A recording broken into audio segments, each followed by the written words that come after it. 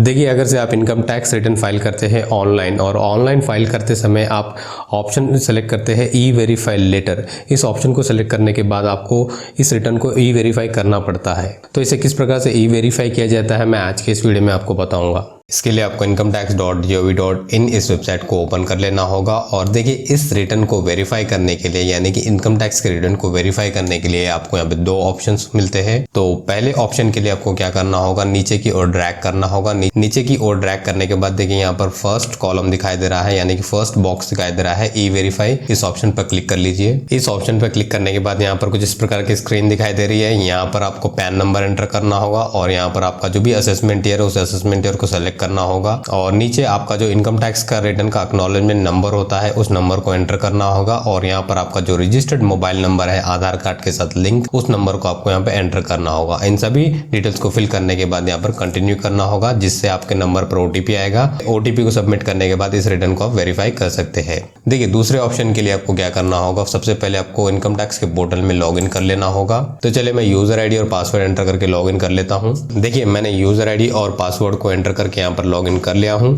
अब रहा है इनकम टैक्स रिटर्न को वेरीफाई करने के लिए। देखिए टॉप में एक ऑप्शन दिया हुआ है ई फाइल और ई फाइल के नीचे इनकम टैक्स रिटर्न्स और इनकम टैक्स रिटर्न्स के नीचे देखिए यहाँ पर ई वेरीफाई रिटर्न, इस ऑप्शन को क्लिक कर लेना होगा। तो इस ऑप्शन को क्लिक करने के बाद यहाँ पर कुछ इस प्रकार की स्क्रीन ओपन हो जाएगी। देखिए अगर से आपका इनकम टैक्स का रिटर्न ई वेरीफाई करने के लिए पेंडिंग है तो यहीं तभी आपको यहाँ पर इन्फॉर्मेशन दिखाई देगी, अदरवाइज नहीं दिखाई देगी। जैसे कि हमारे इस केस में देखिए यहाँ पर ITR 4 असेसमेंट या 2021 का जो इनकम टैक्स का रिटर्न है यहाँ पर ई वेरिफिकेशन प्रोसेस के लिए पेंडिंग है। तो चलिए अब हम इसे ई वेरीफाई कर लेते हैं। तो देखिए ई वेरीफाई करने के लिए यहाँ पर राइट साइड में एक ऑप्शन दिया हुआ है ई वेरीफाई, इस ऑप्शन पर क्लिक करना होगा। देखिए ई वेरीफाई ऑप्शन पर क्लिक करने के बाद यहाँ पर भी कुछ इस प्रकार की स्क्रीन ओपन हो चुकी है और ई वेरीफाई करने के लिए यहाँ पर कई ऑप्शंस अवेलेबल है। देखिए पहले ऑप्शन में आपका आधार नंबर मोबाइल नंबर से लिंक होना चाहिए यानी कि आधार की ओटीपी का उपयोग करके आप इस रिटर्न को वेरीफाई कर सकते हैं। दूसरे ऑप्शन में आप ईबीसी कोड का उपयोग करके इस रिटर्न को वेरीफाई कर सकते हैं। देखिए अगर से आपने ऑलरेडी ओटीपी जनरेट कर लिया है, चाहे वो ईवीसी द्वारा हो या फिर आधार ओटीपी का हो, तो यहाँ पर दोनों भी ऑप्शन दिए हुए हैं। इन दोनों का ऑप्शन उपयोग करके आप इस रिटर्न को वेरीफाई कर सकते हैं। बट हमारे इस केस में हमने किसी प्रकार का ओटीपी ऑलरेडी जनरेट नहीं किया है तो हम क्या करेंगे, एक न्यू ओटीपी को जनरेट करेंगे। इस ओटीपी को जनरेट करने के लिए हम क्या करेंगे, पहले वाले ऑप्शन को सेलेक्ट करेंगे यानी कि आधार ओटीपी को सेलेक्ट कर लेंगे जो हम most of the cases use करते हैं। तो चलिए इस ऑप्शन को सेलेक्ट कर लेता हूँ और इस ऑप्शन को सेलेक्ट करने के बाद यहाँ पर कंटिन्यू करना होगा